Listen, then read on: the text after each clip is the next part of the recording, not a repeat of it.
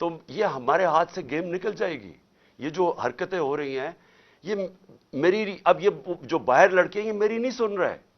جب ان کے اوپر یہ انتشار ہو رہا ہے اور یہ جو شیلنگ ہو رہی ہے وہ میری نہیں اب بات سنتے.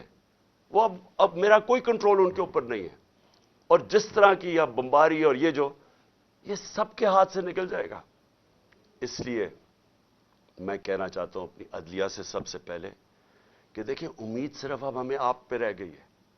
یہ جرائم پیشہ لوگ جو گورنمنٹ میں بیٹھے ہیں یہ تو کوشش کر رہے ہیں کہ 80 کیسز کر دی ہیں، یہ تو کیسز بڑھتے جائیں گے. یہ تو کوئی کبھی ایک عدالت کبھی دوسری عدالت، ان کی تو کوشش ہے کہ میں الیکشن نہ لڑوں یا میں کسی جیل میں چلا جاؤں اور یا سارا وقت الجھا رہا ہوں کیسز میں کہ کبھی ایک وارنٹ نکل رہا ہے. تو ہمیں تو صرف امید عدلیہ سے ہے. اور دوسری ہم امید لگا رہے ہیں اپنی جو اسٹیبلشمنٹ ہے اس ملک کی کہ کیا آپ کا انٹرسٹ پاکستان میں ہے یا نہیں ہے. تو یہ جو تماشا ہو رہا ہے اس کو بند کریں، ملک کا سوچیں. یہ جو بھی پلان ہے لنڈن کا اس کے اوپر نہ کام کریں. یہ ملک تباہی کی طرف جا رہا ہے. اور میری اپیل ہے آپ سب سے کہ اب اس ملک کا سوچیں. اب جن کا جینا مرنا اس ملک میں ہے، ہمارے تو کوئی باہر نہیں جانا. میں تو کوئی لنڈن نہیں جانا جس طرح یہ سارا ٹبر اٹھ کے چلا جاتا ہے یا دوسرا اٹھ کے وہ باہر چلا جاتا ہے. ان کی تو باہر پراپرٹیز اربوں ڈالر ہیں. ہمارا تو جینا مرنا یہاں ہے. تو میرا اکیلے کو فکر نہیں کرنا چاہیے. ہر اس پاکستانی کو اس ملک کا سوچنا چاہیے جو اٹھ کے لنڈن نہیں چلا جائے گا، جس کے باہر ڈالرز نہیں پڑے ہوئے. ان سب کو سوچنا چاہیے کہ ملک جا کس طرف رہا ہے.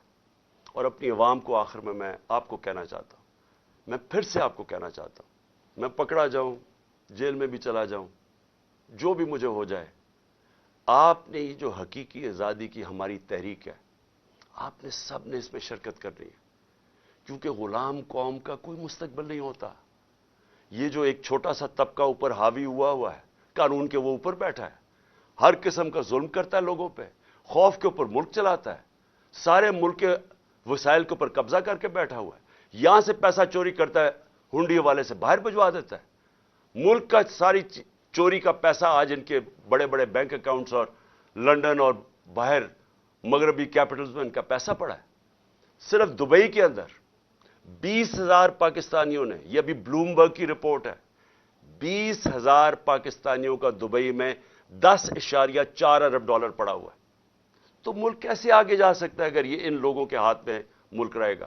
اس لیے میں قوم کو آج کہہ رہا ہوں کہ آپ نے پوری طرح اس حقیقی آزادی کی جہاد میں شرکت کرنی ہے. پاکستان زندہ باد.